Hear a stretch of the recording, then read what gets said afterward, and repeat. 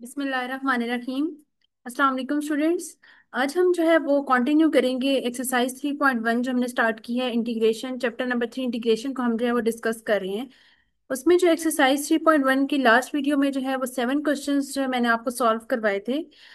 So in the today's video आज जो हम करेंगे वो है क्वेश्चन नंबर 8 से हम जब वो स्टार्ट करेंगे। और जैसे हम पहले इंटीग्रेशन के डिफरेंट रूल्स डिस्कस कर रहे थे, जिसमें से हमने सबसे ज़्यादा जो अभी तक डिस्कस किया है वो पावर रूल है। सो आज हम डिफरेंट फंक्शंस को डिस्कस करेंगे, जिसमें एल एन फंक्शंस हैं, लॉगरिथमिक फंक्शंस होंगे, एक्सपोनेंशियल फंक्शंस होंगे एंड कुछ ट्रिग्नोमेट्रिक फंक्शंस भी आएंगे। सो पार्ट नंबर 8 को सॉल्व करते हैं। अब इसमें जो है वो हम लोगों ने इंटीग्रेट करना है। इसको कैसे इंटीग्रेट करेंगे, देखिए। सबसे पहले तो मैंने आपको बताया था कि आपने जो है वो सेपरेट सेपरेट इंटीग्रेशन जो है वो अप्लाई कर देनी होती है। अब इस पे जब हम करेंगे e raise to the power 9/2x dx plus 1/x dx हो जाएगा। सो नेक्स्ट स्टेप में इसको हम अब कैसे सॉल्व करेंगे, देखिए। एक्सपोनेंशियल फंक्शन का जो है वो क्या होता है कि अगर हमारे पास एक एक्सपोनेंशियल फंक्शन है e raise to the power x, और अगर आपके पास जो पावर होगी उसका डेरिवेटिव सामने मौजूद है, तो वही एक्सपोनेंशियल फंक्शन जो है वो अगेन आ जाता है। तो यहाँ पे अगर हम देखें तो हमारे पास जो है वो एफ ऑफ एक्स एक्सपोनेंट क्या है 9/2x, और अगर हम इसका डेरिवेटिव ले लें d/dx ऑफ 9/2x, इसका हम डेरिवेटिव ले लें तो सिर्फ हमारे पास क्या आ जाता है 9/2 आ जाता है। तो अब हमने क्या करना है, कुछ इस तरह से करना है कि इसका डेरिवेटिव जो है हमने खुद अब बनाना है। तो वो हम किस तरह से बनाएंगे, जस्ट हम क्या करेंगे कि हम मल्टीप्लाई और डिवाइड करवा देंगे 9/2 के साथ। 1/9/2 integral e raise to the power 9/2x into 9/2 dx। ठीक है। अब देखिए, जो हमारे पास जो एक्सपोनेंट है उसके डेरिवेटिव क्या था 9/2, अब वो सामने मौजूद है। जो हम मल्टीप्लाई करवाते हैं वही हम एट द सेम टाइम जो है वो डिवीजन भी उससे डिवाइड भी करवाते हैं।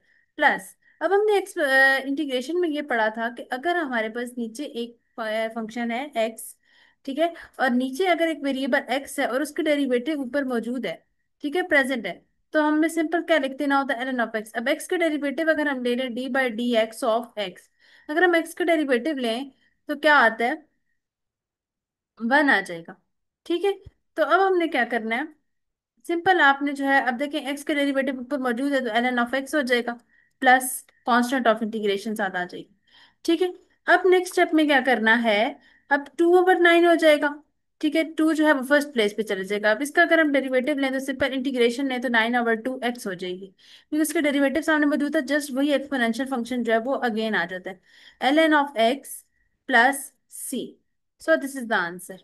ठीक है, तो इस तरह से जो है वो हमने 8 पार्ट जो है कंप्लीट कर लिए। अब नेक्स्ट जो हम सॉल्व करेंगे question number 9।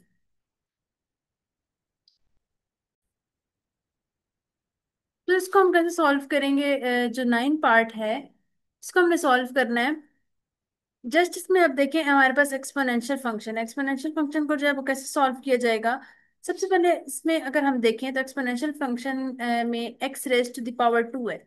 X raise to the power 2 का अगर हम डेरिवेटिव ले लें d/dx of X raise to the power 2, तो इसका डेरिवेटिव क्या आ जाएगा, जस्ट 2x। अब x तो मौजूद है लेकिन 2 नहीं है, तो सिंपल हमने क्या करना है, डिवाइड भी 2 को कर देना है एंड मल्टीप्लाई भी 2 को कर देंगे, 2x dx। तो ये सिंपल, अब देखें क्या हो जाएगा। अब ये हमारे पास, अब देखें e of X raise to the power 2, इसका डेरिवेटिव सामने प्रेजेंट है, तो सिंपल क्या आ जाएगा, 1/2 X e raise to the power X square plus C. Just आपने जो है वो वन स्टेप में क्वेश्चन जो है वो सॉल्व कर लिए। सो नेक्स्ट इसका हम जो है वो 10 पार्ट सॉल्व करते हैं। 10 पार्ट इज,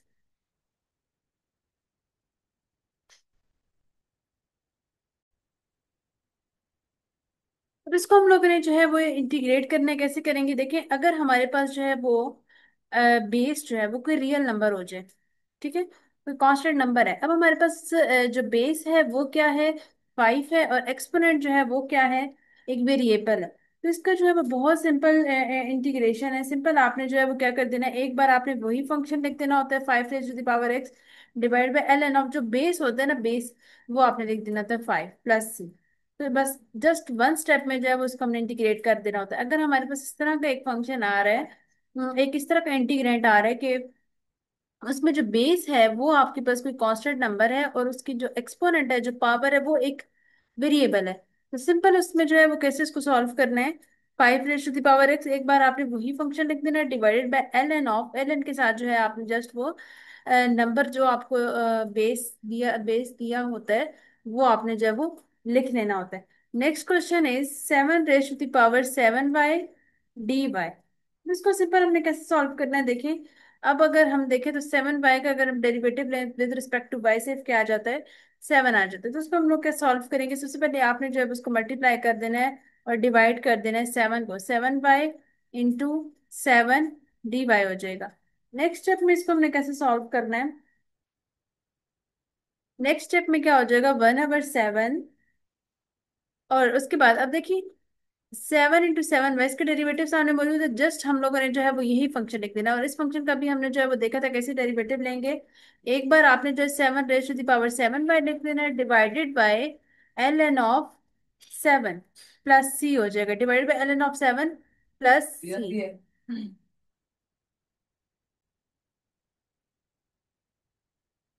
अब हमने इसका जो है वो 12 पार्ट सॉल्व करना है। तो सिंपल हमने सबसे पहले जो है सब फंक्शंस पे, सब इंटीग्रेंट्स पे अलग अलग इंटीग्रेशन अप्लाई कर देनी है। x³ dx plus 1/2x dx -1/x³ dx हो जाएगा। नेक्स्ट स्टेप में इसको हमने कैसे सॉल्व करना है, देखिए। अब आपको मैंने पहले बताया था कि अगर हमारे पास जो बेस होती है, ठीक है, अगर उसका डेरिवेटिव आपके पास मौजूद है सामने, अब एक्स का डेरिवेटिव सामने प्रेजेंट है 1, तो सिंपल इस पे जो है हम पावर रूल अप्लाई कर देंगे, 3+1 डिवाइडेड बाई x⁻³ +1 प्लस, अब 1/2 जो है वो बाहर आ जाएगा, सिंपल क्या हो जाएगा, 1/x dx हो जाएगा, माइनस, अब इसको भी हम लिख सकते हैं x⁻³ -3 d ऑफ x हो जाएगा। नेक्स्ट अब इसको हमने कैसे सॉल्व करना है, x⁻⁴ डिवाइडेड बाई 4 प्लस 1/2। देखिए एक्स का डेरिवेटिव जो है वो न्यूमरेटर में प्रेजेंट है, तो simple L N of X हो जाएगा, माइनस, अब आप देखें तो x⁻³ -3 है। अब इसको इंटीग्रेट कैसे करेंगे, अब x के डेरिवेटिव सामने प्रेजेंट है, तो simple x⁻³ -3+1 divided by -3+1 plus constant of integration. Next step में इसको कैसे सॉल्व करेंगे, x⁻⁴ divided by 4 plus 1/2 ln of x minus x⁻² divided by -2 plus c हो जाएगा। लास्ट में इसको हम जो है फर्दर सिंप्लीफाई करते हैं, x⁻⁴ divided by 4 plus 1/2 ln of x plus 1/2। अब x की पावर जो है वो नेगेटिव है, इसको पॉजिटिव बनाने के लिए डिनोमिनेटर में ले आएंगे, 1/x² हो जाएगा, 1/2x² plus c। So this is the answer. इस तरह जो है वो हमने सिंपल क्या किया है, जितने भी इंटीग्रेंट्स होते हैं अब separate separate integral sign apply कर देना होता है, और जस्ट उसको जो है वो इंटीग्रेट कर देना होता है।